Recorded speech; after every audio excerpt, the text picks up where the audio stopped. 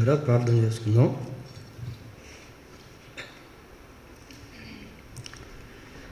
పరిశుద్ధుడు అయిన మా దేవా, మీ పాదములకు వందనాలు, స్తోత్రాలు చెల్లిస్తూ ఉన్నాం. మీ యొక్క మహా ఉన్నతమైన కృపచేత మరొక పర్యాయము మీ జీవవాక్యమును ధ్యానం చేసుకుంటకు మాకిచ్చిన ఈ శ్రేష్టమైన సమయాన్ని బట్టి మీకు కృతజ్ఞతాస్తుతులు చెల్లిస్తూ ఉన్నాం. ప్రభువా, మాలో జీవాత్మలను మీరు కాపాడుచు దేవా, మమ్ములను ఇంకను సజీవులుగా ఉంచి సజీవుడవైన దేవుడవైన మీ యొక్క మాటలు వినుటకు, మిమ్మల్ని ఆరాధించుటకు ప్రభువా, మిమ్మల్ని సేవించుటకు, మీకు సాక్షులుగా ఉండుటకు ప్రభువా నాయనా, మీరు మాకు ఇస్తున్నటువంటి యొక్క అమూల్యమైన అవకాశాలను బట్టి, సమయాన్ని బట్టి మీకు కృతజ్ఞతాస్తుతులు చెల్లిస్తూ ఉన్నాం.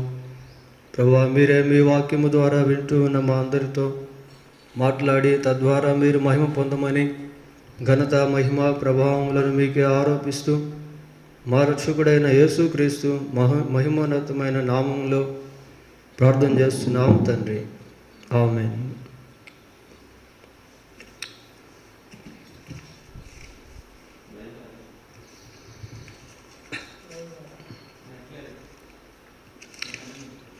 దేవుని వాక్యంలో నుండి యెషయా గ్రంథం 27వ అధ్యాయము,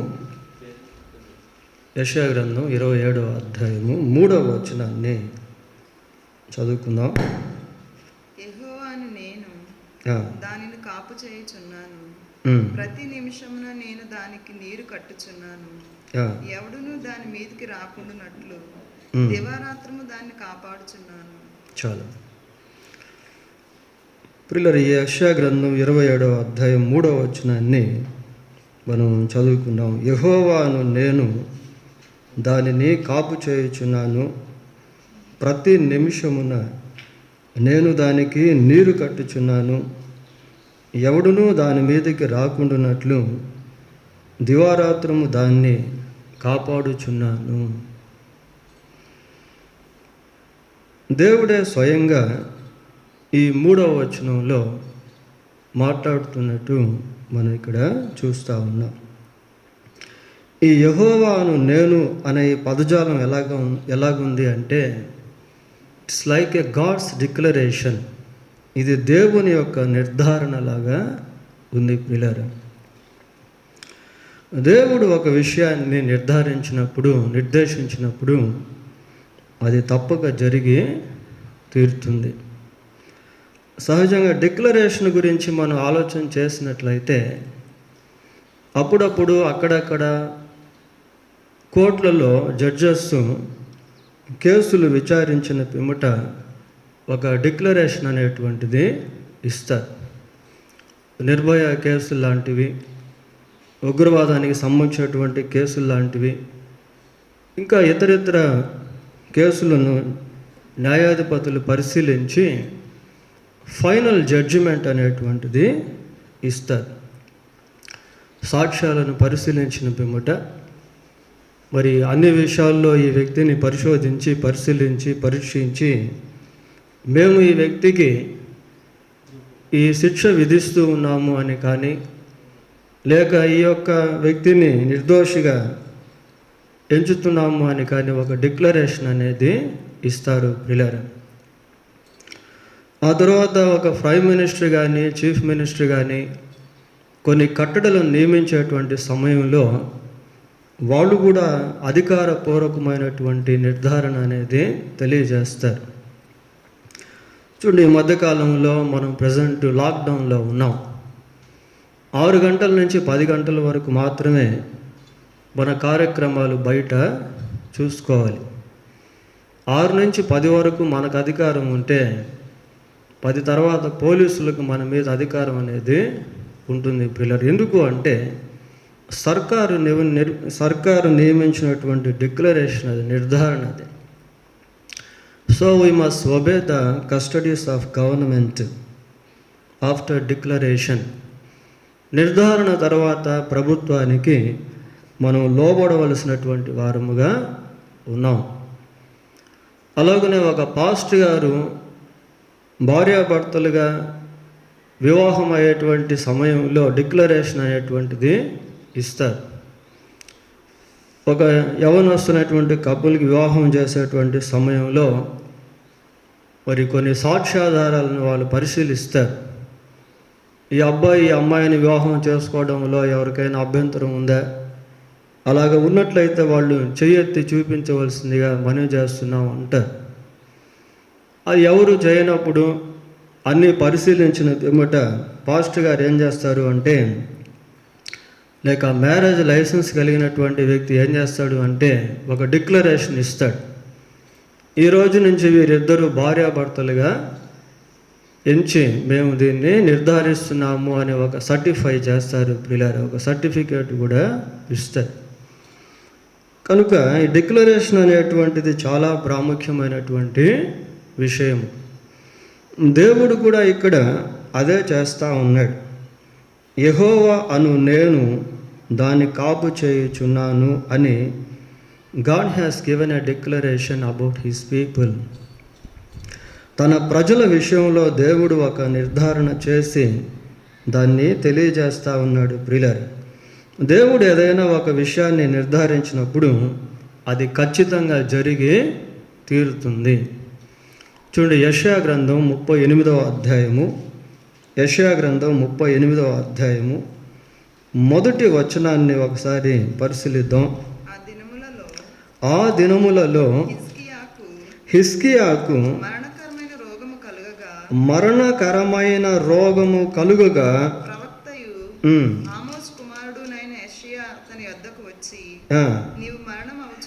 నీవు మరణమవుచున్నావు,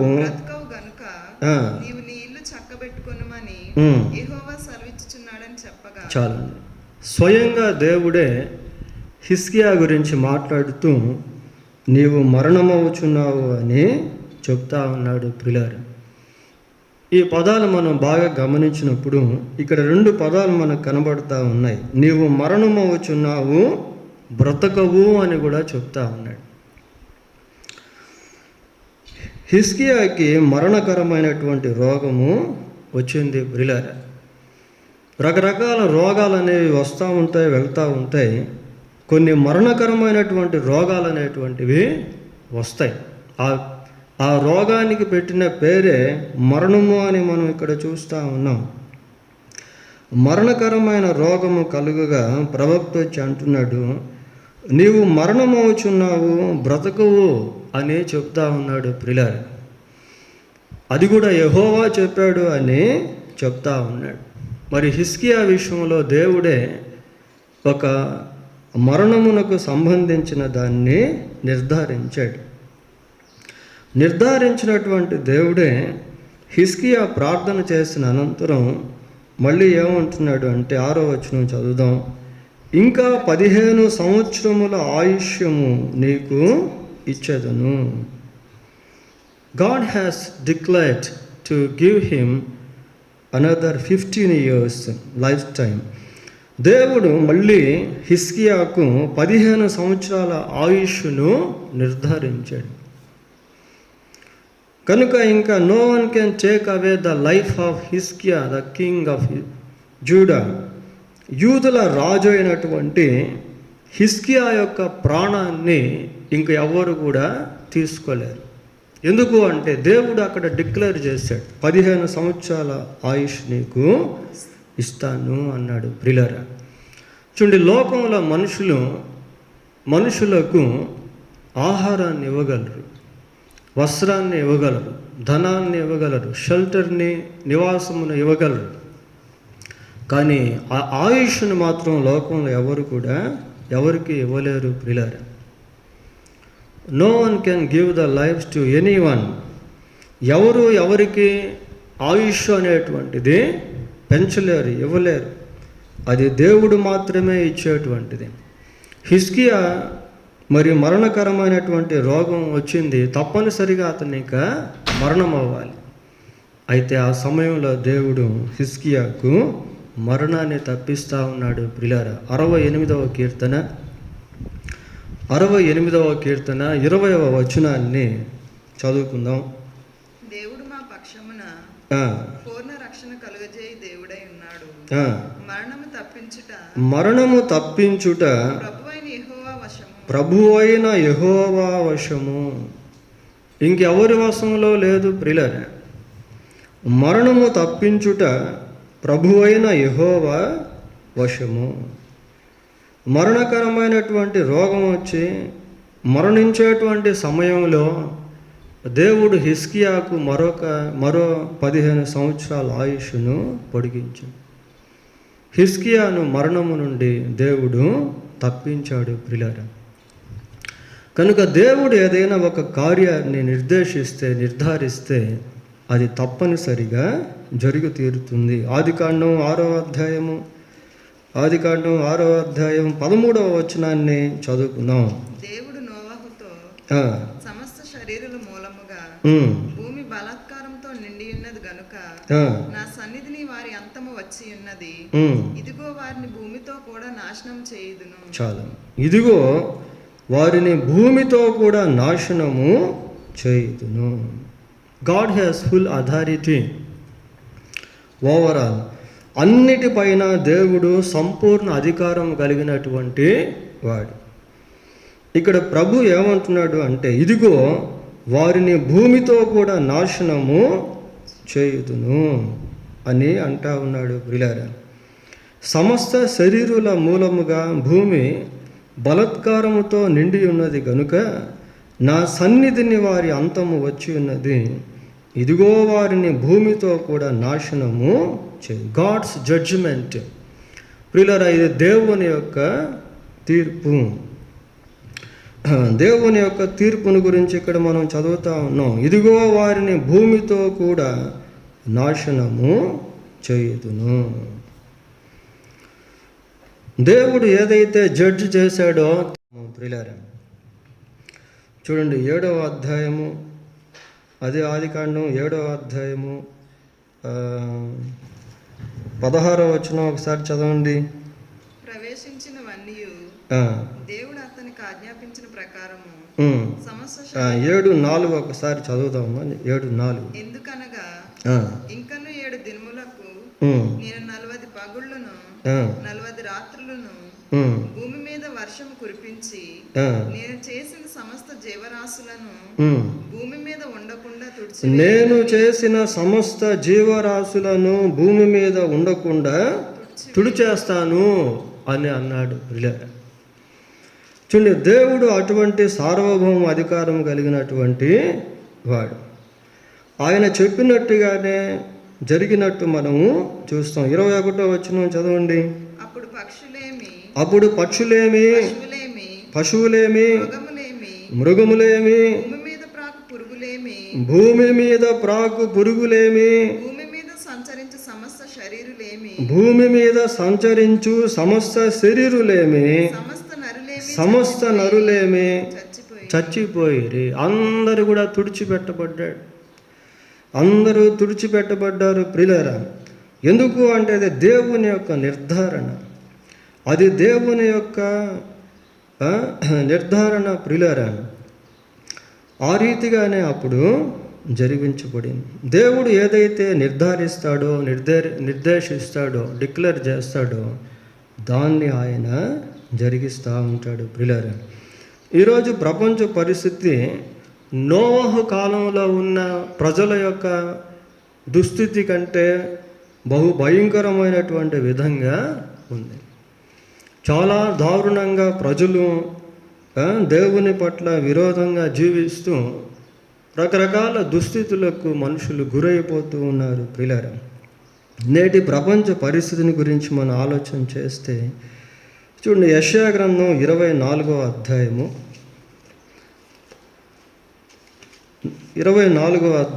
4వ వచనం నుంచి చదువుకుందాం. దేశము వాడిపోతా ఉందట ప్రియులారా. దేని చేత? వ్యాకులము చేత దేశము వాడిపోతా ఉంది. లోకం అంతా కూడా ప్రపంచ దేశాలు ఏ దేశంలో కూడా నెమ్మది లేదు, సంతోషం లేదు, సమాధానం లేదు. ఎక్కడ చూసినా మరణాలు, ఎక్కడ చూసినా దుఃఖం, ఎక్కడ చూసినా కన్నీరు. ఎంతోమంది అనాథులు అయిపోయేటువంటి స్థితి, విధవరాళ్ళు అయిపోయేటువంటి స్థితి. క్షీణించిపోచున్నారు. భూజనులలో గొప్పవారు సహితం క్షీణించిపోతా ఉన్నారు. ప్రియులారా, కోటీశ్వరులు చనిపోతా ఉన్నారు, లక్షాధికారులు చనిపోతా ఉన్నారు, అధికారులు చనిపోతా ఉన్నారు, ఆఫీసర్స్ చనిపోతా ఉన్నారు, పెద్ద పెద్ద వాళ్ళు కూడా ఈ రోజుల్లో మరణిస్తా ఉన్నారు. ప్రియులారా, ఏమని చదువుతున్నాం అక్కడ? లోకము దుఃఖము చేత క్షీణించిపోవుచున్నది, భూజనులలో గొప్పవారు క్షీణించిపోవుచున్నారు, లోక నివాసులు ధర్మశాస్త్రములను అతిక్రమించి ఉన్నారు.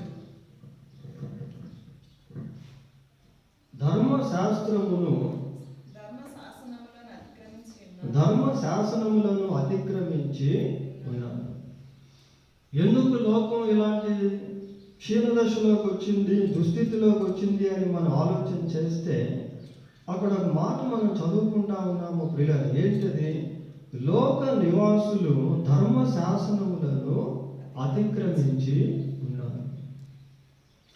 న్యాయం జరగటం లేదు, ఎక్కడ చూసినా అన్యాయం, ఎక్కడ చూసినా అక్రమాలు, ఎక్కడ చూసినా దేవుని వాక్యానికి మనుషులు వ్యతిరేకంగా జీవించుట అనేది ఈ రోజుల్లో మనము చూస్తూ ఉన్నాము ప్రియులారా. కట్టడలను ఏం చేస్తున్నారంటే మార్చేస్తూ ఉన్నారు. దేవుని వాక్య సంబంధమైనటువంటి న్యాయ విధానాలను మారుస్తూ ఉన్నారు ప్రియులారా. చెడు న్యాయం అనేటువంటి విధానాల్లో కొన్ని చట్టాలు తీసుకుని వస్తూ ఉన్నాయి. ఇది అవలంబించినా పర్వాలేదు అని అధ్యక్షులు, అధికారులు దేవుని వాక్యానికి వ్యతిరేకమైనటువంటి కట్టడలను తీసుకుని వస్తూ ఉన్నారు. నిత్య నిబంధనను మీరి ఉన్నారు, దాని నివాసుల చేత లోకం అపవిత్రమైపోతా ఉంది. ఎక్కడైతే లంచాలు మనుషులు తీసుకుంటా ఉంటారో అక్కడ దేశాలు అపవిత్రమైపోతూ ఉంటాయి. ఎక్కడైతే నరహత్యలు జరుగుతూ ఉంటాయో ఆ ప్రాంతాలు అపవిత్రమైపోతూ ఉంటాయి. ఆ ప్రాంతాల్లో మరి సైతాన్ యొక్క శక్తులు సంచరిస్తూ ఉంటాయి పిల్లలు. ఆ ప్రాంతాల్లో మరణం అనేటువంటిది సంచరిస్తూ ఉంటుంది. శాపము దేశమును ఏం చేస్తుంది అంటే నాశనము చేస్తాం. శాపము దేశమును నాశనం చేస్తా ఉంది. ప్రపంచం అంతటి మీదకి గొప్ప శాపం అనేటువంటిది వచ్చేస్తుంది పిల్లలు. అందుకే ఎక్కడ చూసినా దౌర్జన్యాలు, దారుణాలు, దుర్మార్గత, దుష్టత్వం అనేవి మీరిపోయి ఉన్నాయి. ఇంకా భయంకరమైనటువంటి ఉగ్రత రాబోతుంది. It is only a kind of sign. ఇది కేవలం ఒక నీడ లాంటిది, ఒక సూచన లాంటిది. ఇంకా ఈ భూమి మీదకి మహాభయంకరమైనటువంటి ప్రళయాలు రాబోతూ ఉన్నాయి. మహాభయంకరమైనటువంటి విపత్తులు రాబోతూ ఉన్నాయి పిల్లలు. దేవుడు ఇంకా కొన్ని విషయాల్లో ఆయన సహిస్తూ ఉన్నాడు. ఆయన దీర్ఘశాంతాన్ని చూపిస్తూ ఉన్నాడు. వై? బికాస్ ఈ church is there, church is on the earth. ఎందుకు అంటే దేవుని యొక్క సంఘం భూమి మీద ఉంది పిల్లలు.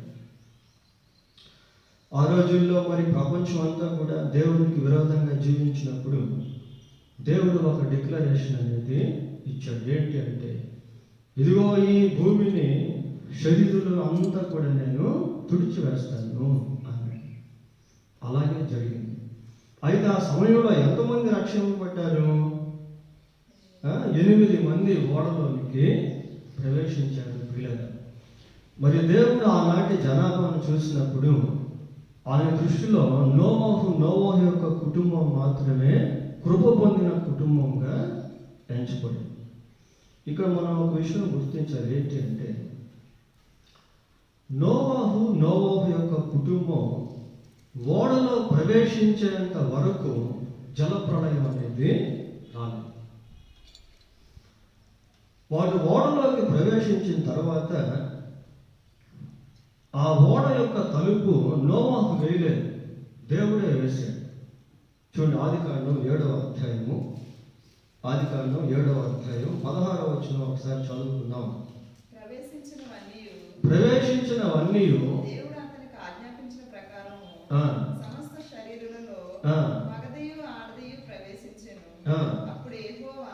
అప్పుడు యెహోవా ఓడలో అతన్ని మూసివేసెను. అప్పటికే వాళ్ళందరూ ప్రవేశించారు. ప్రియులారా, 7వ వచనం మనం చదువుకుంటే అక్కడ ఏముందంటే నోవహు యొక్క భార్య, కుమారులు, కోడళ్ళు అందరూ కూడా ఓడలోకి ప్రవేశించారు. దేవుడు ఎప్పుడైతే వారిని ఆ ఓడలో మూసివేశాడో ఆ తర్వాత భూమి మీద జలప్రళయం అనేది ప్రారంభమైంది. అంతేగాక సొదొమ గొమొర్రా పట్టణాలను దేవుడు నాశనం చేసేటువంటి సమయంలో అబ్రహాము ప్రార్థన చేశాడు. ఆ పట్టణంలో 50 మంది నీతిమంతులు ఉంటే వారిని బట్టైనా ఆ పట్టణాలను నీవు కాపాడవా అని అడిగాడు. ప్రియులారా, ఈ రోజుల్లో కూడా సంఘం భూమి మీద విజ్ఞాపన చేస్తా ఉంది. నశించిపోతున్న లోకం కొరకై సంఘం ఎంతో ప్రార్థన విజ్ఞాపనలు చేస్తారు. 40 మంది 30 మంది లాస్ట్కి ఎంతమంది వచ్చారు? 10 మంది వచ్చారు. ప్రియులారా, అబ్రహాం అన్నాడు, మరి కనీసం 10 మంది ఉంటే ఆ పట్టణాన్ని నేను నాశనం చేయను అని దేవుడు ఒక డిక్లరేషన్ ఇచ్చాడు, ఒక నిర్ధారణ చేశాడు. ప్రియులారా, అయితే దేవుడు సొదొమ గొమొర్రా ప్రాంతాలను పరిశీలించినప్పుడు అక్కడ 10 మంది కూడా నీతిమంతులు లేరు. అయితే లోతు యొక్క కుటుంబం మాత్రం ఆ ట్విన్ సిటీస్లో నివాసం చేస్తా ఉన్నది. అక్కడ ఒక వాక్యం మనం చూస్తాం బైబిల్లో. చూడండి, ఆదికాండము 19వ అధ్యాయము 22వ వచనాన్ని చదువుతున్నాం. ప్రియులారా, నీవు త్వరపడి అక్కడికి తప్పించుకొని పొమ్ము, నీవు అక్కడ చేరు వరకు నేనేమి చేయను. I can't do anything. నేనేమి చేయలేను అంటున్నాడు. ప్రియులారా, ఎందుకు అంటే లోతు యొక్క కుటుంబాన్ని దేవుడు అంతగా ప్రేమించాడు. ఆ 2 పట్టణాలపై రాబోతున్నటువంటి ఉగ్రత నుండి వారిని ప్రభువు తప్పించాడు. వారు వెళ్ళేంత వరకు ఆ పట్టణాల మీదకి అగ్ని కురవలేదు. ఇలా బైబిల్లో మనం గమనిస్తాం. నోవహు యొక్క కుటుంబం ఓడలో ప్రవేశించేంత వరకు జలప్రళయం అనేది రాలేదు. అలాగే మరి లోతు యొక్క కుటుంబం ఆ ప్రాంతం విడిచి వెళ్ళేంత వరకు ఆ 2 పట్టణాల పైన దేవుని యొక్క అగ్ని గంధకములు కురవలేదు. ప్రియులారా, మరి ఈ రోజుల్లో ప్రపంచం అంతా ఎక్కడ చూసినా ప్రతి ప్రాంతంలో కూడా నీతిమంతులు అనబడేటువంటి వాళ్ళు ఉన్నారు. 10 మంది కంటే ఎక్కువే ఉన్నారు. అయితే ఈ నీతిమంతులు అంతా కూడా ప్రవేశించాలి అంటే అంత పెద్ద ఓడ తయారు చేయడం, పైగా జలప్రళయం అనేది మళ్ళీ రాదు. దానికి కూడా దేవుడు ఒక డిక్లరేషన్ ఇచ్చాడు. ఏమని ఇచ్చాడు చూడండి, ఆదికాండం 8వ అధ్యాయము 22వ వచనాన్ని ఒకసారి చదువుదాము. పిల్లలు, భూమి నిలిచి ఉన్నంత వరకు వెదకాలమును కోతకాలమును శీతోష్ణములను ఉండక మానవు అని తన హృదయంలో దేవుడు అనుకున్నాడు. పిల్లలు, ఆ పై వచనం మనం చదివితే అక్కడే ఉంది. చదవండి.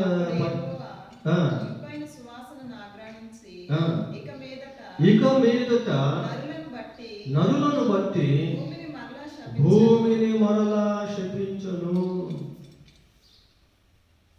That is God's declaration. అదే దేవుని యొక్క నిర్ధారణ. పిల్లలు, మళ్ళీ జలప్రళయం అనేటువంటిది భూమి మీదకు రాదు. ఆ 8 మంది ఓడలో ప్రవేశించారు. దాదాపు ఆ ఓడ ఇంచుమించు 1500 గూడ్స్ రైలు పెట్టినంత పొడవు అని చెప్తా ఉంటారు. పిల్లలు, మరి ఇప్పుడు ఎక్కడ చూసినా నీతిమంతులున్నారు. ఏ పట్టణం కూడా నాశనం చేస్తానికి అవకాశం లేదు.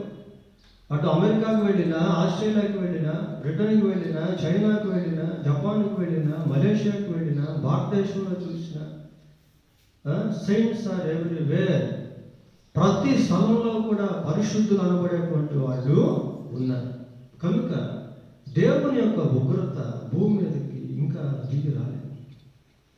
ఎప్పుడు ఈ ఉగ్రత వస్తుంది అంటే యేసు ప్రభు ఆకాశ మండలానికి వచ్చినప్పుడు మొత్తం ఫిల్టర్ అయిపోతుంది. పిల్లలు, ప్రపంచంలో ప్రభువు నమ్ముకొనిన వారందరూ కూడా ఒక్కసారి రాప్చర్లో ఎత్తపడిన పిమ్మట అప్పుడు దేవుని యొక్క ప్రచండ కోపం ప్రపంచం అంతటి మీదకి వస్తుంది. ఆ ఫిల్టరేషన్ జరిగేంత వరకు దేవుని యొక్క కోపం కంప్లీట్గా భూమి మీదకి వచ్చే అవకాశం అనేది లేదు. బైబిల్లో ఒక మంచి మాట మనం చూస్తాం. చూడండి, యెషయా గ్రంథము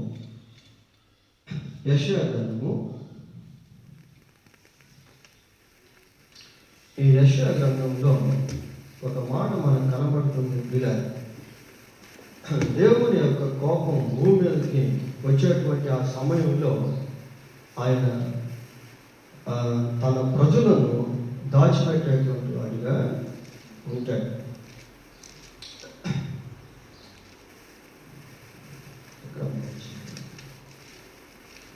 యెషయా గ్రంథం 26వ అధ్యాయము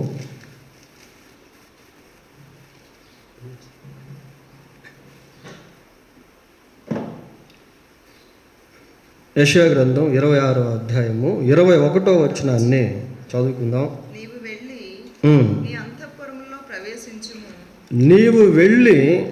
నీ అంతఃపురములో ప్రవేశించుము. నీవు వెళ్ళి నీ తలుపులు వేసుకొనుము. ఉగ్రత తీరిపోవు వరకు కొంచెం సేపు దాగి. ఇది కూడా ఒక రకంగా దేవుని ఉగ్రత భూమి మీదకు వచ్చేటువంటి సమయంలో ఆయన తన ప్రజలను ఏ విధంగా దాస్తాడో, లేక సంఘాన్ని ఏ విధంగా దాస్తాడో అనే దానికి సంబంధించిన వాక్యముగా ఎంచుతారు ప్రియులారా. అంతఃపురంలో ప్రవేశించుము, ఉగ్రత తీరిపోవు వరకు కొంచెము సమయము దాగి ఉంది. కనుక ఇంకా భయంకరమైనటువంటి ఉగ్రత భూమి మీదకు రాబోతూ ఉంది. జనం మీదకి జనం, రాజ్యం మీదకు రాజ్యానికి యుద్ధాలు, కరువులు, కాటకాలు, విపత్తులు, వరదలు, సునామీలు, ప్రళయాలు, ఇలాంటివెన్నో తెగుళ్ళు, ఇలాంటివన్నీ కూడా భూమి మీదకు రాబోతూ ఉన్నాయి ప్రియులారా. కనుక దేవుని యొక్క నిర్ధారణ అనేది ఆయన చిత్తానుసారముగా నెరవేరుతూ ఉంటుంది. మార్కు సువార్త 2వ అధ్యాయము 5వ వచనాన్ని చదువుకుందాం. కుమారుడా, నీ పాపములు క్షమింపబడి ఉన్నవని పక్షవాయువు గలవానితో చెప్పాను. చాలా మంచి మాట ప్రియులారా. నీ పాపములు క్షమింపబడి ఉన్నవని పక్షవాయువు గలవానితో యేసుక్రీస్తు ప్రభువు చెప్పాడు.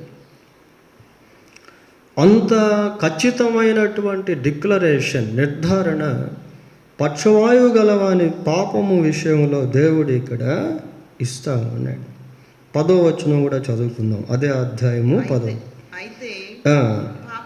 పాపములు క్షమించుటకు భూమి మీద మనుష్య కుమారునికి అధికారము కలదని మీరు తెలుసుకోనవలెను. You must know. మీరు తెలుసుకోవాలి. ఏంటంటే పాపములను క్షమించుటకు భూమి మీద మనుష్య కుమారునికి అధికారం కలదు. లోకానికి సత్యం అర్థం కావాలి ప్రియులారా. ఎంతసేపు లోకంలో మనుషులు మరణిస్తూ ఉన్నటువంటి దాని మీదే దృష్టి పెడతా ఉన్నారు. కానీ మరణం తర్వాత జరగబోయేటువంటి దాని గురించి మనుషులకు ఆలోచన అనేది లేదు. సరే, ఇక్కడ పాప క్షమాపణ గురించి మనం చదువుకుంటూ ఏమని చదువుతున్నాం అక్కడ? పాపములను క్షమించుటకు భూమి మీద మనుష్య కుమారునికి అధికారం. He has an authority to forgive sin. పాపమును క్షమించే అధికారం ఆయనకు ఉంది. ఇందాక మనం ఇలిస్ట్రేషన్ చెప్పుకున్నాం. ఏదైనా ఒక కట్టడ నియమించాలి అంటే ఆ వ్యక్తి అధికారంలో ఉండాలి. సీఎం కానీ, పిఎం కానీ, కలెక్టర్ కానీ, డిఎస్పి కానీ ఇలాంటి వారు కట్టడలు విధించేటువంటి అధికారం గలవారు కనుక వారిని బట్టి వారిచ్చేటువంటి ఆ యొక్క రూల్స్, రెగ్యులేషన్, డిక్లరేషన్స్ని బట్టి మనుషులు ఫాలో అవుతారు. The person who has an authority sanction the custodies. ప్రియులారా, అధికారం కలిగినటువంటి వ్యక్తి కట్టడలను నియమిస్తాడు. ఇక్కడ యేసుక్రీస్తు ప్రభువుకి దేని మీద అధికారం ఉంది అంటే పాపములను క్షమించే అధికారం ఆయన కలిగి ఉన్నాడు. Why? Because he has died for human sin. ఎందుకు అంటే యేసుక్రీస్తు ప్రభువు మాత్రమే మానవాళి పాపముల కొరకు మరణించినటువంటి ఒకే ఒక దేవుడు. ప్రియులారా, ఆయన ఒక్కడే జన్మ కర్మ పాపములు లేనటువంటి దేవుడు. ఆయన మనుషులందరి కొరకు సిలువలో తన ప్రాణాన్ని అర్పించినటువంటి దేవుడు. ఆయన మనుషులందరి పాపముల కొరకు సిలువలో తన అమూల్యమైనటువంటి రక్తాన్ని చిందించినటువంటి వాడు. కనుక ఆయనకే పాపములు క్షమించేటువంటి అధికారం అనేది ఉంది. యేసు ప్రభు సిలువ వేయబడినటువంటి సమయంలో ఆ బందిపోటు దొంగ ప్రభువుతో, యేసు నీవు నీ రాజ్యముతో వచ్చినప్పుడు నన్ను జ్ఞాపకం చేసుకో అని అంటే ప్రభు అన్నాడు, నేడు నీవు నాతో కూడా పరదయసులో. అది ఒక డిక్లరేషన్ ప్రియులారా, అది ఒక నిర్ధారణ. నేడు నీవు నాతో కూడా పరదయసులో ఉంది. ఆయన చెప్పాడంటే అది ఖచ్చితంగా జరిగి తీరాల్సిందే. ఎందుకు అంటే ఆయన పాపములను క్షమించేటువంటి అధికారము కలిగిన దేవుడు. జక్కయ్యను చూసి ప్రభు అన్నాడు, ఇతడును అబ్రహాము కుమారుడే. ఆ డే అనేటువంటి అక్షరం మనకు అక్కడ కనబడుతుంది. దాన్నే డిక్లరేషన్ అని అంటారు. ప్రియులారా, మనుషులంతా అతని గురించి రకరకాలుగా మాట్లాడుకుంటూ ఉంటే ప్రభు అతన్ని ఏమని నిర్ధారించాడు అంటే ఇతడును అబ్రహాము కుమారుడే. పాపాత్మురాలైనటువంటి స్త్రీని గురించి మనుషులు రకరకాలుగా మాట్లాడుకుంటూ ఉంటే ప్రభు ఆమెను చూసి, అమ్మ నీ పాపములు క్షమింపబడి ఉన్నవి.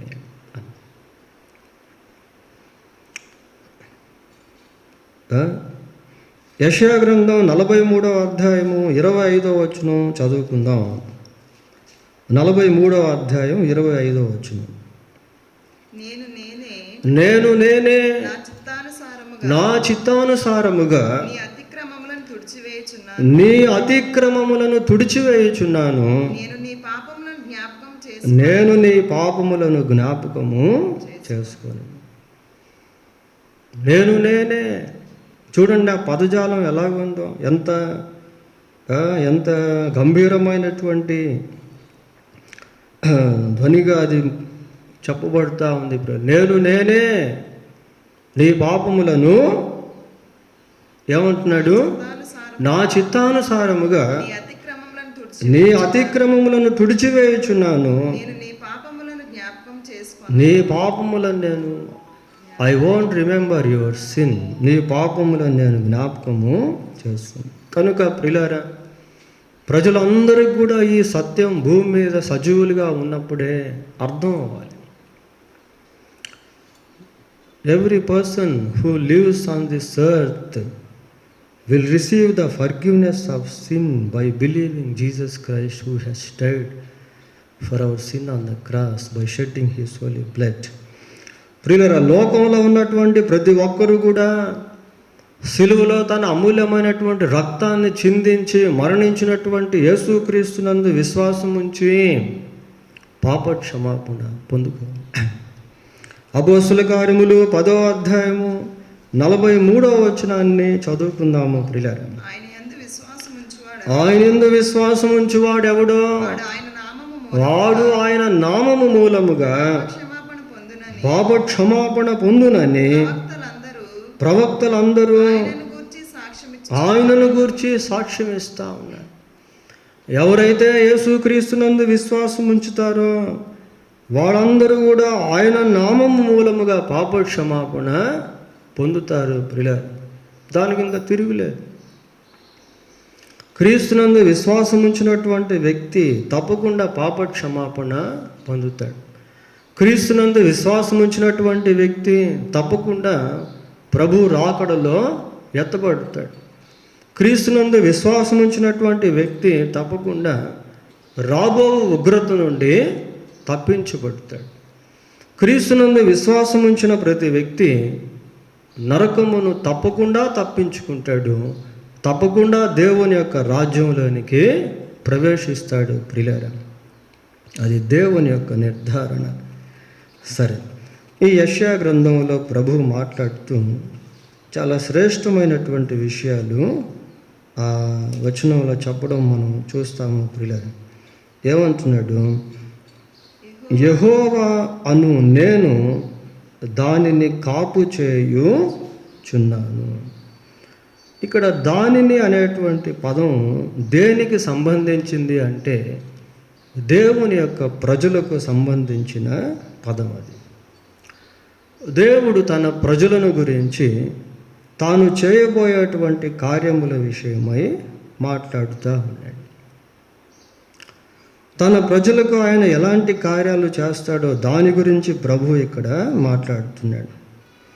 నేను దానిని కాపు చేయుచున్నాను అంటున్నాడు. పిల్లలు, they are under his protection or watch. దేవుని ప్రజలు దేవుని యొక్క కాపుదల క్రింద లేక దేవుని యొక్క గమనిక క్రింద దేవుని ప్రజలు ఉంటారు. పిల్లలు, దేవుడు వారిని ఆయా విధాలుగా కాపాడుతూ ఉంటాడు. మనం లోతు యొక్క కుటుంబం గురించి చూస్తాం. ఆ సొదొమ గొమొర్రా ప్రాంతంలో ఉన్నటువంటి ప్రజలు ఎలాంటి వాళ్ళు అంటే దుష్టులుగా ఉన్నారు. ప్రియులారా, భక్తిహీనులుగా ఉన్నారు. మహాభయంకరమైనటువంటి దుష్టత్వంలో, అపవిత్రతలో జీవిస్తున్నటువంటి వాడు. వారి చేతిలో నుండి దేవుడు లోతు యొక్క కుటుంబాన్ని కాపాడాడు. చూడండి, ఆదికాండం 19వ అధ్యాయము, ఆదికాండం 19వ అధ్యాయము 9వ వచనం నుంచి చదువుకుందాం. ఈ మనుషులు నా ఇంటి నీడకు వచ్చి ఉన్నారు గనుక వారిని మీరేమి చేయకూడదని చెప్పినప్పుడు వారు నీవు అవతలికి పొమ్మనిరి. మరియు వారు వీడెవడో మనలోనికి పరదేశిగా వచ్చి తీర్పరిగా నుండ చూచుచున్నాడు కాగా వారికంటే నీకు ఎక్కువ కీడు చేసేదమని చెప్పి లోతు అను ఆ మనుషుని మీద దొమ్మిగా పడి తలుపులు పగలగొట్టుటకు సమీపించిరి. చూడండి ఎలాగుందో, అంత ఆవేశం, అంత మండిపాటు, కోపం వాళ్ళు అక్కడ లోతు విషయంలో ప్రదర్శిస్తూ ఉన్నారు. ప్రియులారా, వారికంటే నీకు ఎక్కువ కీడు చేసేదేమని చెప్పి లోతు అను ఆ మనుష్యుని మీద దొమ్మిగా పడతా ఉన్నారు. తలుపులు పగలగొట్టి ఆ కుటుంబానికి కీడు చేయాలనే ప్రయత్నం చేస్తూ ఉన్నప్పుడు చూడండి 10వ వచనం, అయితే ఆ మనుషులు తమ చేతులు చాపి లోతును ఇంటిలోనికి తమ యొద్దకు తీసుకొని తలుపు వేసిరి. అప్పుడు వారు పిన్నలు మొదలుకొని పెద్దల వరకు ఆ ఇంటి ద్వారము దగ్గరనున్న వారికి కనుమొప్పు కలుగు చేయగా వారు ద్వారము కనుగొనలేక విసికిరి. That is a kind of God's protection. అది దేవుడు కాపాడే ఒక విధానము. ప్రియులారా, దేవుడు తన దూతల ద్వారా లోతు యొక్క కుటుంబాన్ని ఆ కీడు నుండి కాపాడాడు. They are under God's protection. దేవుని యొక్క కాపుదల క్రింద లోతు యొక్క కుటుంబము ఉన్నారు. ప్రియులారా, ఆదికాండం 7:16, ఆదికాండం 7వ అధ్యాయం 16 వచ్చింది. ప్రవేశించిన వానియు దేవుడు అతనికి ఆజ్ఞాపించిన ప్రకారము సమస్త శరీరులలో మగదియు ఆడదియు ప్రవేశించెను. అప్పుడు యెహోవా వాడలో అతన్ని మూసివేసి. చాలు, ఇక్కడ నోవాహు యొక్క కుటుంబము దేవుని యొక్క కాపుదల క్రింద భద్రపరచబడ్డారు. ప్రియులారా, కనుక దేవుని బిడ్డలుగా ఉన్నటువంటి వారు చుట్టుపక్కల మనుషులు మరణిస్తూ ఉన్నప్పటికీ, చుట్టుపక్కల పరిస్థితులు ప్రతికూలంగా ఉన్నప్పటికీ, లోకంలో అపవిత్రత, దుర్మార్గత, దుష్టత్వం పెచ్చుమీరిపోతూ ఉన్నప్పటికీ భయపడాల్సిన అవసరత లేదు. ఎందుకు అంటే they are under God's protection. ఎందుకు అంటే వారంతా కూడా దేవుని యొక్క కాపుదల క్రింద భద్రపరచబడి ఉన్నారు. ప్రియులారా, ప్రభు అంటున్నాడు, చూడుము నిన్ను నా అరచేతుల మీద చెక్కుకొని ఉన్నాను అంటున్నాడు. అటువంటి భద్రత, సంరక్షణ దేవుడు తన ప్రజలకు అనుగ్రహించి ఉన్నాడు. నిర్గమాకాండం 8వ అధ్యాయం, నిర్గమాకాండం 8వ అధ్యాయము 22వ వచనాన్ని చదువుకుందాం. మరియు భూలోకములో నేనే యెహోవాను అని నీవు తెలుసుకొనున్నట్లు ఆ దినమున నేను నా ప్రజలు నివసించుచున్న గోషేను దేశమును మినాయించెదను. అక్కడ మాత్రం ఈగల గుంపులు ఉండవు. రాజు కుటుంబంలో ఉంటాయి, రాజు నగరంలో ఉంటాయి, ఫరో ఐగుప్తీయుల కుటుంబాల్లో ఉంటాయి, కానీ ఇళ్లల్లో ఉంటాయి. కానీ ఎక్కడైతే దేవుని ప్రజలు నివసిస్తున్నారో ఆ గోషేను ప్రాంతంలో మాత్రం ఈగల గుంపులు. God is protecting them from calamities. ఆ విపత్తుల నుంచి దేవుడు వారిని కాపాడుతూ వచ్చాడు. ఐగుప్తు దేశంలో వచ్చిన తెగుళ్ళు నుండి దేవుడు ఇశ్రాయేలును కాపాడుతూ వచ్చి. Why? Because they are under his protection, his watch. ఎందుకు అంటే వారంతా కూడా దేవుని కాపుదల క్రింద వారు ఉన్నారు. ప్రియులారా, ఇక్కడ ప్రభు అంటున్నాడు, ఏమంటున్నాడు అంటే, యెహోవాను నేను దాన్ని కాపు చేయుచున్నాను. Without God's permission or his will nothing happen in a Christian life. ప్రియులారా, దేవుని యొక్క అనుమతి లేకుండా ఒక క్రైస్తవ జీవితంలో ఏది కూడా జరుగుతుంది. మీ తల వెంట్రుకలన్నీ లెక్కింపబడి ఉన్నవి. ఒక విశ్వాస జీవితంలో దేవుని చిత్తం లేకుండా ఏమీ జరిగేదానికి. ఇన్ ద సేమ్ టైం అదే సమయంలో అతను కూడా ప్రార్థన చేసే వ్యక్తిగా ఉంటాడు. మరణకరమైనటువంటి రోగం హిజ్కియాకు సంభవించినప్పుడు హిజ్కియా ఏం చేశాడు? ప్రార్థన చేశాడు, కన్నీరు కార్చాడు. ప్రియులారా, కనుక ప్రతి విషయంలో కూడా దేవుని సన్నిధిలో మొరపెట్టే అనుభవం ఈ రోజుల్లో ఖచ్చితంగా we must depend on God for everything. అన్ని విషయాల్లో కూడా దేవుని పైన ఆధారపడేది మనం నేర్చుకోవాలి. ప్రియులారా, నేను దానిని కాపు చేయుచున్నాను, ప్రతి నిమిషమున నేను దానికి నీరు కట్టుచున్నాను. ఏదో ఒక మొక్కనో చెట్టునో పోల్చి దేవుడు మాట్లాడుతున్నట్టుగా ఇక్కడ చెప్పబడింది. ప్రియులారా, ప్లాంటేషన్ గురించి మనం ఆలోచన చేసినప్పుడు ఒక చెట్టుకి వారానికి ఒక్కసారో, నెలకొక్కసారో, లేక సంవత్సరానికి ఒక్కసారో మనం నీరు పోయాలి అనుకుంటే ఆ చెట్లు ఏమైపోతాయి? చచ్చిపోతాయి, వాడిపోతాయి. ఇక్కడ ఏమని చదువుతున్నాము? ప్రతి నిమిషమున నేను దానికి నీరు కట్టుచున్నాను అంటున్నాడు. ప్రియులారా, every minute or every second, always. దేవుని యొక్క మాటలు విశ్వాస జీవితంలో ఎలాగుంటాయి అంటే తాత్కాలికంగా ఉండవు, ఏదో ఒక సీజనల్గా కొంతకాలం అన్నట్టుగా ఉండవు. ప్రియులారా, అవన్నీ ఎలాగుంటాయి అంటే సదాకాలం అనేటువంటి విధంగా ఉంటాయి, ఎల్లప్పుడూ అనేటువంటి విధంగా ఉంటాయి. 139వ కీర్తన 5వ వచనం ఒకసారి చదవండి. 139వ కీర్తన 5వ వచనం. వెనుకను ముందును చాలు, నీవు నన్ను ఆవరించి ఉన్నావు. వెనుకను ముందును నీవు నన్ను ఆవరించి ఉన్నావు. God is around us. దేవుడు మన చుట్టూ ఉన్నాడు. ప్రియులారా, దేవుడు మన చుట్టూ ఉన్నాడు. ఆయన మన చుట్టూ ఉన్నాడు అనేది వాస్తవం. అయితే ఇదే సమయంలో మనం నేర్చుకోవాల్సింది ఏంటి అంటే ఆయన ఎప్పుడూ మన చుట్టూ ఉండేటువంటి వాతావరణాన్ని మనము కలిగి ఉండాలి. అది ఇంపార్టెంట్. ఎప్పుడు దేవునితో మాట్లాడే వ్యక్తిగా ఉండాలి. ఎప్పుడు దేవుని గురించి ఆలోచించేటువంటి వారంగా ఉండాలి. దేవుని వాక్యాన్ని ధ్యానం చేసుకునేటువంటి వారంగా ఉండాలి. దేవుని రాజ్యం కొరకైన ఆలోచనలతో హృదయాలు నింపబడాలి. The life, godly life that we have is not temporary. మనం కలిగి ఉండేటువంటి భక్తి జీవితం అనేది తాత్కాలికమైనది కాదు ప్రియులారా. ఇక్కడ ఏమని చదువుకుంటున్నాం అంటే, ప్రతి నిమిషమున నేను దానికి నీరు కట్టుచున్నాను. ప్రతి నిమిషమున, అప్ టు ద ఎండ్, చివరి వరకు దేవుడు తోడుగా ఉంటాడు. ఇదిగో యుగ సమాప్తి వరకు సదాకాలం నేను మీతో కూడా ఉన్నాను.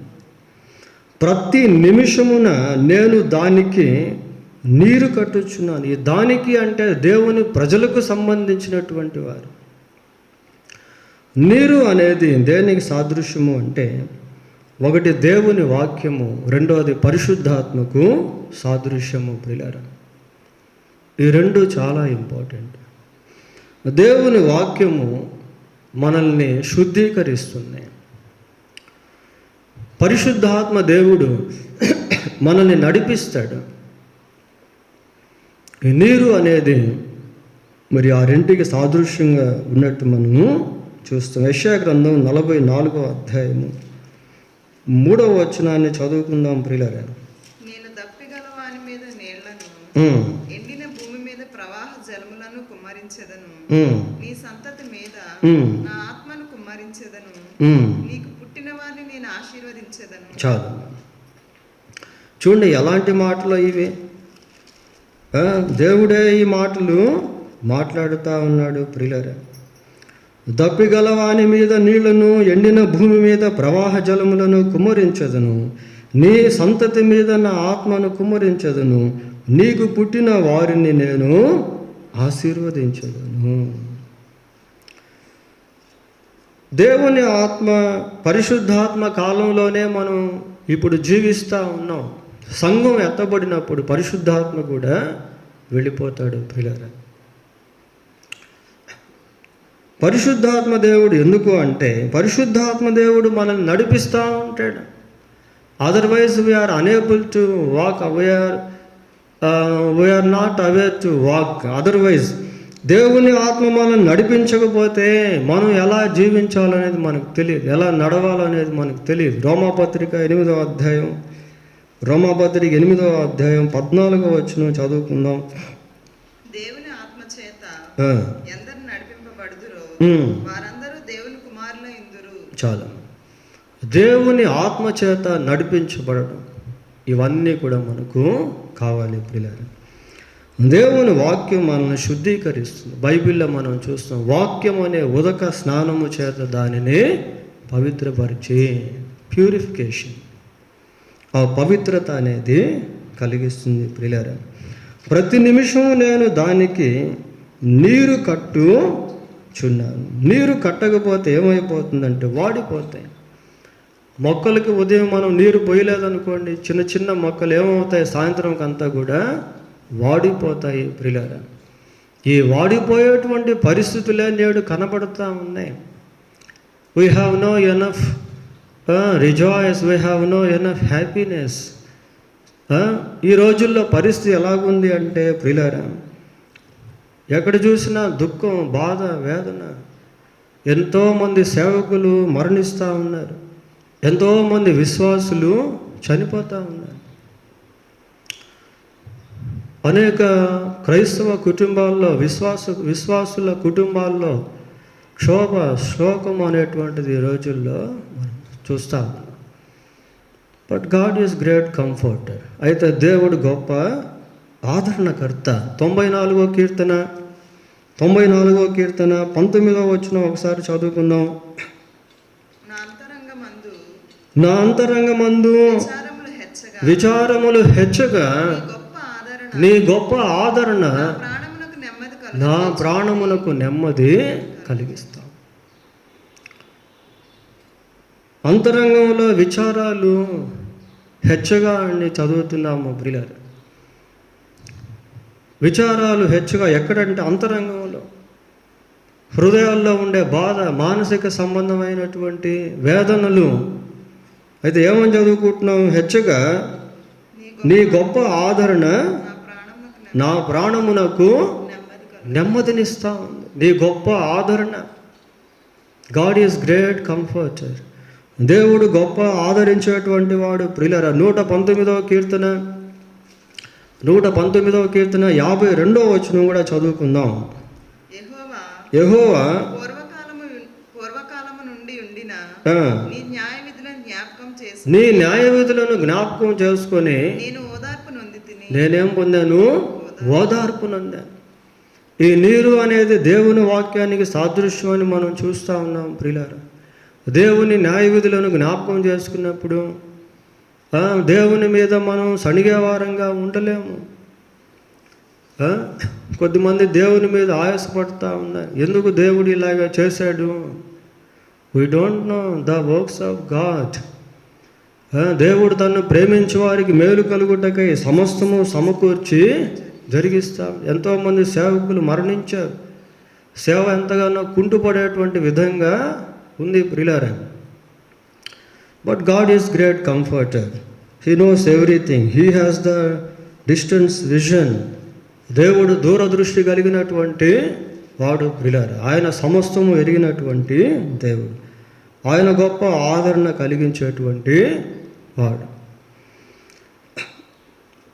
నీరు అనేది పోయకపోయినట్లయితే చెట్టులో ఇక సారం అనేటువంటి ఎండిపోతుంది ప్రియులారా. ఎండిపోయిన చెట్టు ఇక ఎదగలేదు. చెట్టు ఎండిపోయింది అనుకోండి, ఇంకా ఎదుగుదల అనేది ఉండదు. దాంట్లో ఇంకా సారం అనేటువంటిది ఉండదు. ఈ రోజుల్లో పరిస్థితులు ఎలాగున్నాయి అంటే ఎంతోమంది విశ్వాసులు ఎండిపోయినటువంటి చెట్లుగా మారిపోతూ ఉన్నారు. They can't grow in the lord. వాడు దేవునిలో ఎదగలేనటువంటి వారిగా ఉన్నారు ప్రియులారా. సారము లేనటువంటి చచ్చిపోయినటువంటి స్థితి. ఎందుకు అంటే లోక సంబంధమైనటువంటి ఆకర్షణలు. మైండ్ ఎప్పుడైతే మనకు ఖాళీగా ఉంటుందో అక్కడ సైతానుడు దాన్ని ఆక్యుపై చేసేస్తాడు. లోక సంబంధమైనటువంటి ఆలోచనలు హృదయంలోనికి ప్రవేశించి హృదయం అంతా కూడా చీకటిగా చేసేస్తాయి. We should be very careful in now days. ఈ రోజుల్లో ఎంతో జాగ్రత్తగా మనము ఉండాలి ప్రియులారా. ఎంతో జాగ్రత్తగా ఉండాలి. ప్రకటన గ్రంథం 3వ అధ్యాయం 1వ వచనం చూడండి. ప్రకటన గ్రంథం 3వ అధ్యాయము 1వ వచనం. సార్దీస్లో ఉన్న సంఘపు దూతకు ఇలాగు వ్రాయుము. 7 నక్షత్రములను దేవుని 7 ఆత్మలను గలవాడు చెప్పు సంగతులు ఏవనగా, నీ క్రియలను నేను ఎరుగుదును. ఏమనగా జీవించుచున్నావన్న పేరు మాత్రం ఉన్నది కానీ నీవు మృతుడవే, ఎండిపోయినటువంటి వ్యక్తివే. నీలో సారం అనేటువంటిది లేదు, జీవం అనేటువంటిది లేదు, ఎదుగుదల అనేటువంటిది లేదు. జీవించుచున్నావన్న పేరు మాత్రం ఉన్నది కానీ నీవు మృతుడవే, ఎండిపోయావు నువ్వు.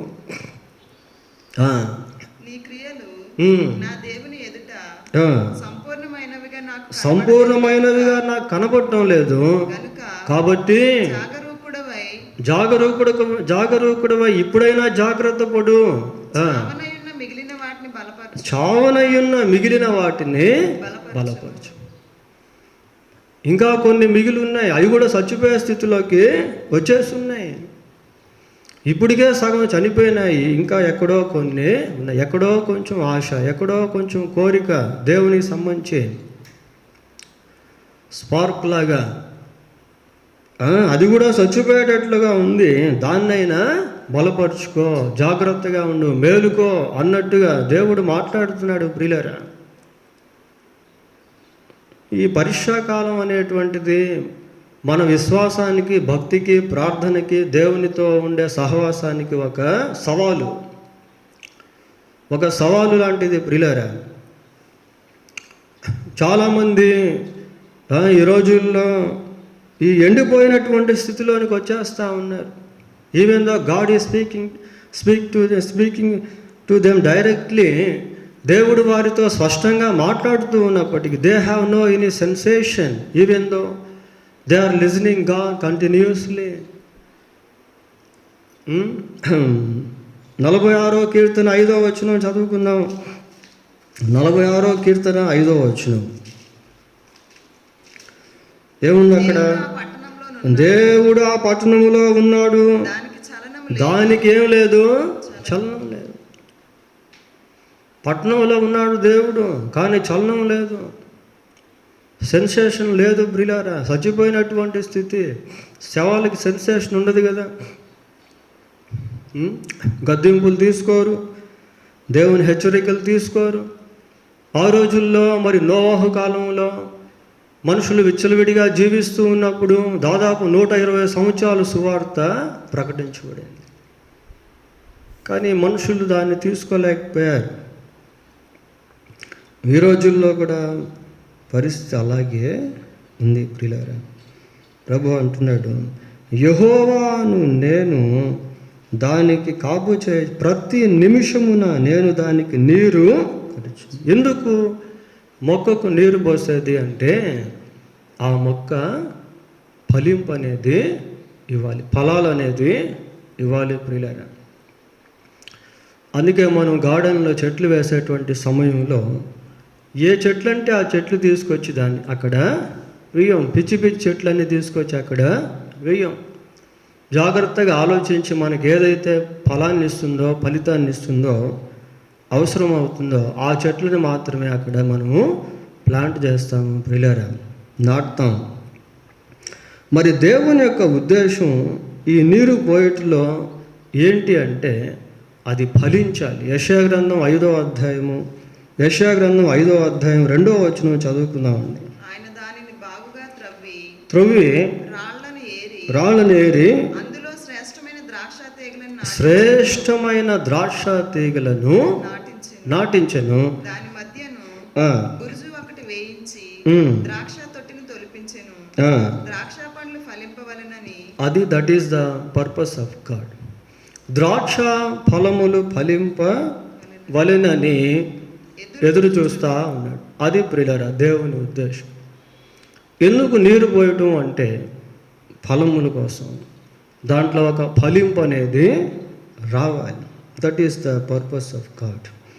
3వ అధ్యాయం మత్తయి సువార్త 7వ వచనం చదువుకుందాం. మత్తయి సువార్త 3వ అధ్యాయం 7వ వచనం. అతడు పరిసయ్యులలోను సద్దూకయ్యులలోను అనేకులు బాప్తిస్మం పొందవచ్చుట చూచి సర్ప సంతానమా, రాబో ఉగ్రతను తప్పించుకొనుటకు మీకు బుద్ధి చెప్పిన వాడెవడు? మారు మనసుకు తగిన ఫలములు ఫలించండి. మారు మనసుకు తగిన ఫలములు ఫలించండి. మారు మనసు పొందడం ఒక వంతు అయితే, ఆ పొందిన మారు మనసులో నిలిచి ఉండి మార్పు కలిగి జీవిస్తూ ఉన్నప్పుడు ఈ ఫలాలు అనేటువంటివి వస్తాయి. ఫలాలు అనేటువంటివి వచ్చినప్పుడు దేవుడు చాలా సంతోషిస్తాడు, దేవుడు చాలా ఆనందిస్తాడు ప్రియులారా. ఆయన ఎంతగానో సంతృప్తిని పొందుతాడు. కనుక ఈ ఫలభరితమైనటువంటి జీవితం అనేది అవసరం. 7వ అధ్యాయం మత్తయి సువార్త 7వ అధ్యాయం 17వ వచనం కూడా చూడండి. అలాగుననే ప్రతి మంచి చెట్టు మంచి ఫలములు ఫలిస్తుంది, పనికి మాలిన చెట్టు కాని ఫలములు. అది కూడా ఫలిస్తూ ఉంది. పనికి మాలిన చెట్టు ఏం ఫలాలు వస్తున్నాయి దాంట్లో నుంచి? కాని ఫలాలు వస్తా ఉన్నాయి. అవి ఆరోగ్య సంబంధమైనవి కావు, అవి దేవునికి ఇష్టమైనటువంటివి కావు ప్రియులారా. అది కానీ ఫలిస్తూనే ఉంది అది కూడా. అయితే ఏం ఫలాలు ఇస్తూ ఉందంటే కాని ఫలాలు ఇస్తూ ఉంది. We should not be like such kind of tree. అలాంటి చెట్టుగా మనము ఉండకూడదు ప్రియులారా. మత్తయి సువార్త 13వ అధ్యాయం 23వ వచనం చూడండి. వాక్యము విని గ్రహించువాడు అటివారు సఫలులై ఒకడు నూరంతులుగాను ఒకడు 60దంతులుగాను, ఒకడు 30దంతులుగాను ఫలించు. 60దంతులుగా, 30దంతులుగా, 100 ఫలించడం ప్రియులారా. వాక్యము విని, యోగ్యమైన మంచి మనసుతో వాక్యాన్ని విని దాన్ని అవలంబించడం. ఈ రోజుల్లో మనిషికి వాక్యం వినే సమయం లేదు ప్రియులారా. వాక్యం సైతానుడు వినేయటంలే. ఈ మెసేజ్ కాదు, ఆ మెసేజ్ కాదు, ఈ మెసేజ్ ఇది డ్యూరేషన్ 50 మినిట్స్ ఉంది, 50 నిమిషాలు ఉంది, 60 నిమిషాలు ఉంది, స్కిప్ చేసేయడం. ఏది కూడా సక్రమంగా వినకపోవడం. వాక్యం వింటా ఉంటే మైండ్ అంతా కూడా చంచలంగా మారుతూ ఉంది. ఇక్కడ కాసేపు, అక్కడ కాసేపు, దాని గురించి ఆలోచన, దీని గురించి ఆలోచన. పిల్లలు ఏం చేస్తున్నారు, వాళ్ళు ఏం చేస్తున్నారు, అక్కడేం జరుగుతుంది, ఇక్కడేం జరుగుతుంది, ఆ న్యూస్ ఏంటి, ఈ న్యూస్ ఏంటి, అక్కడ ఎంతమంది చచ్చిపోయారు, ఈ బ్లాక్ వైరస్ ఏంటి, ఆ వైట్ వైరస్ ఏంటి, కరోనా ఏంటి, వ్యాక్సిన్ ఏంటి. ఇలాంటి వాటితో మనిషి యొక్క మనస్సు నింపబడి వాక్యాన్ని క్షుణ్ణంగా వినలేకపోతూ ఉన్నారు. ఇక వాక్యాన్ని అవలంబించలేక నిష్ఫలమైనటువంటి వారుగానే మిగిలిపోతూ ఉన్నారు ప్రియులారా. యెహోవాను నేను దాన్ని కాపు చేయుచున్నాను, ప్రతి నిమిషమున నేను దానికి నీరు కట్టుచున్నాను. ఎవడునూ దాని మీదికి రాకుండానట్లు దివారాత్రము దాన్ని కాపాడుచున్నాను. ఎవరు కూడా దాని మీదకి రాకుండా. ఎవరు వస్తారు దాని మీదకి? సహజంగా దేవుని ప్రజల మీదకి వచ్చేవారు ఎవరు? శత్రువు ప్రియులారా. అంధకార సంబంధమైన అధికారం కలిగినటువంటి వాళ్ళు, ఆకాశ మండలం ముందున్న దురాత్మల సమూహాలు, వీటితోనే కదా పోరాటం మనకి. ఎఫెసీ పత్రిక 6వ అధ్యాయంలో అదే కదా మనం చూసేది ప్రియులారా. మరొక పక్క అపవాది సైతాను. ఈ సాటనిక్ ఫోర్స్ ఎండింగ్ డేస్లో ఎలాగుంటుంది అంటే చాలా భయంకరంగా ఉంటుంది. పేతురు రాసిన మొదటి పత్రిక 5వ అధ్యాయం, పేతురు రాసిన మొదటి పత్రిక 5వ అధ్యాయం 8వ వచనం చదువుకుందామండి. నిబ్బరమైన బుద్ధి గలవారై మెలకువగా ఉండండి.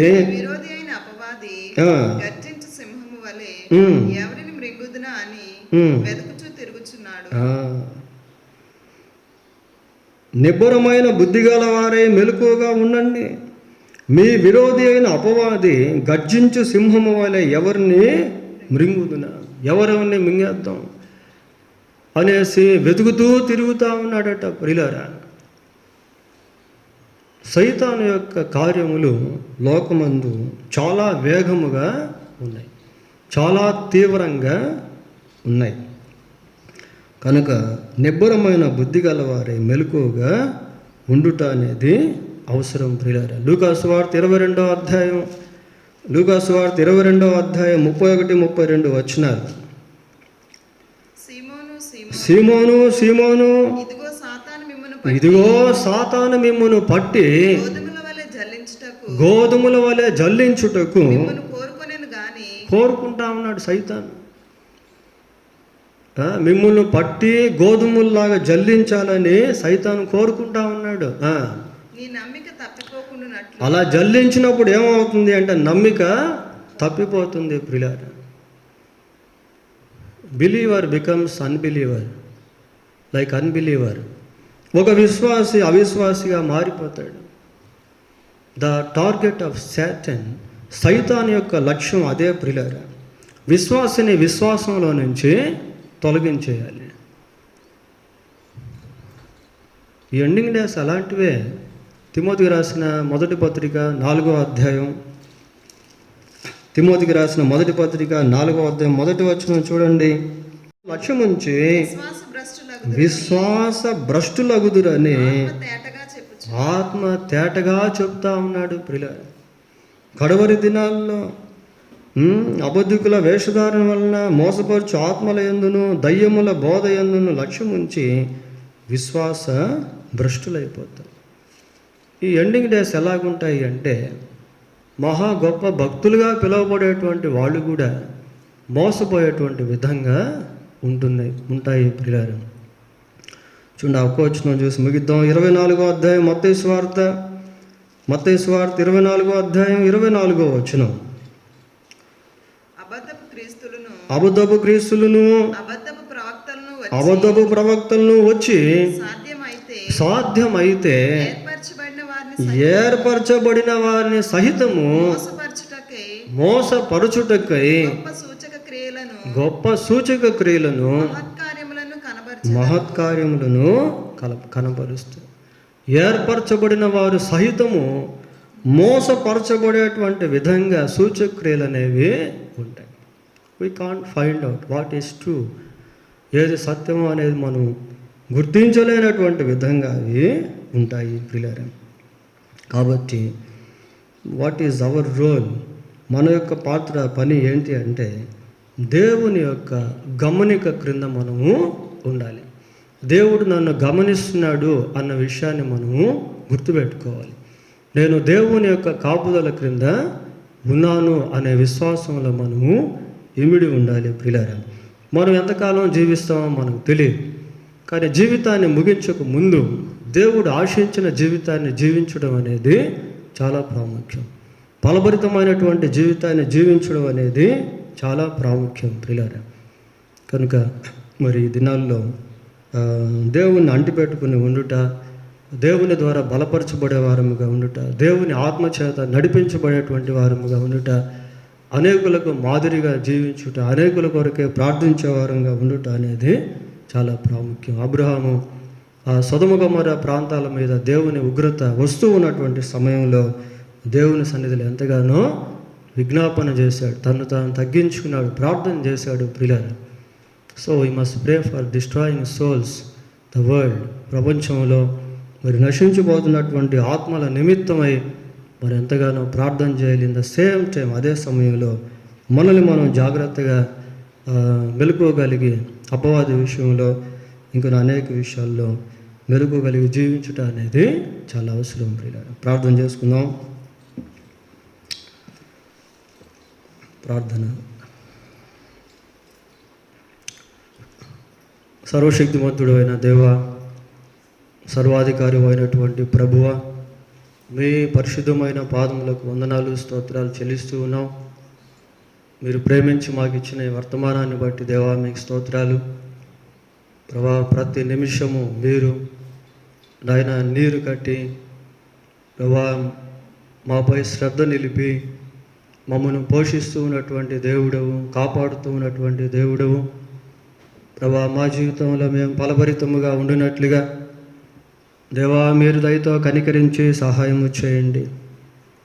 దినములు చెడ్డవి కనుక సమయమును పోనీయక అజ్ఞానుల వలె కాక జ్ఞానుల వలె సద్వినియోగం చేసుకోనమని మీ వాక్యం సెలవిస్తూ ఉంది, నడుచుకొనమని మీ వాక్యం సెలవిస్తూ ఉంది. కనుక ఇలాంటి దినాల్లో, అపాయకరమైన కాలాల్లో, పరిస్థితుల్లో మా భక్తిని, ప్రార్థనను, విశ్వాసమును ప్రభా, పరిశుద్ధతను జాగ్రత్తగా కాపాడుకుంటూ నశించిపోతున్న మానవ లోకం కొరకై అబ్రహాము వలె మీ సన్నిధిలో విజ్ఞాపన చేసేవారంగా ఉండటకు సహాయం చేయండి. మీ నిర్ధారణ ఎంతో వాస్తవమైనది కనుక ప్రభా మా జీవితాల్లో ఆయన మమ్మల్ని మేము మీకు అప్పగించుకునే వారముగా ఉండటకు, మీరు ఆశించిన జీవితాన్ని జీవించేవారముగా ఉండటకు ప్రభా కనికరించి సహాయం చేయండి. మా దేశాన్ని మీరు కాపాడండి ప్రభువా. ఇతర దేశాలను కూడా మీరు కాపాడండి నాయన. ఎక్కడ చూసినా లోకంలో ఆయన భయంకరమైనటువంటి పరిస్థితులు, ఒక పక్క వరదలు, మరొక పక్క యుద్ధాలు, ఇంకొక పక్క ప్రభా ఈ యొక్క వైరస్ మరణాలు, రకరకాల కొత్త వ్యాధులు నాయన, అర్థం కాని పరిస్థితులు ప్రభా, ఆహారపు కొరత, నిరుద్యోగ సమస్య, జనజీవన విధానాలు స్తంభించిపోయేటువంటి పరిస్థితులు ప్రభా ఈ రోజుల్లో నాయన లోకం అంతా కూడా కనిపిస్తూ ఉన్నాయి. దయతో మీరు కనికరించి సహాయం చేయండి. యేసుక్రీస్తు సర్వలోకమునకు శాంతికరమై ఉన్నాడు అన్న రీతిగా మీరు మాత్రమే లోకానికి శాంతిని, సమాధానాన్ని అనుగ్రహించే దేవుడవు కనుక ప్రజలంతా మీ వైపు చూడగలిగినట్లు సహాయం చేయండి ప్రభువా. మీ మహా ఉగ్రత భూమి మీదకు రాకమునిపే ప్రజలు జీవం గల దేవుడు అయిన మీ వైపు చూచి ఆయన రక్షణ పొందుటకు సహాయం చేయండి, పాప క్షమాపణ పొందుటకు సహాయం చేయండి. నినెవా పట్టణస్థులు మారు మనసు పొందినప్పుడు ప్రభువా మీరు ఆ పట్టణము విషయమై నిర్ధారించిన విపత్తును వెనక్కి తీసివేశారు కదా. నీవెంతైనా కనికరము కలిగిన దేవుడువు ప్రభువా, జాలి కలిగినటువంటి దేవుడువు, ప్రేమ కలిగినటువంటి దేవుడువు. దేవుడు లోకమును ఎంతో ప్రేమించాడని మీ వాక్యం సెలవిస్తూ ఉంది. కనుక లోకం మీ వైపు తిరుగునట్లుగా సహాయం చేయండి. మీ సన్నిధి మాకు తోడుగా ఉంచండి. ఎంతోమంది సేవకులు మరణించారు, విశ్వాసులు మరణించారు, అన్యులు మరణించారు. వారి కుటుంబాల్లో సమాధానం, ఆదరణ, నెమ్మది, నిబ్బరత మీరు దయచేయమని వేడుకుంటూ ఉన్నాం. ప్రభా, సేవ ఎక్కడ నాయన కుంటుపడిపోకుండానట్లుగా సహాయం చేయండి. దేవా, మీరు కృప చూపించండి. సేవకులను మీరు మరి ఎక్కువ మందిని లేవనెత్తమని ప్రార్థన చేస్తూ ఉన్నాం. ఆయన కనికరించి సహాయం చేయమని వేడుకుంటూ ఘనత, మహిమ, ప్రభావములను మీకు ఆరోపిస్తూ మా ప్రభు అయిన యేసుక్రీస్తు ఉన్నతమైన నామములో ప్రార్థన చేస్తున్నాము తండ్రి.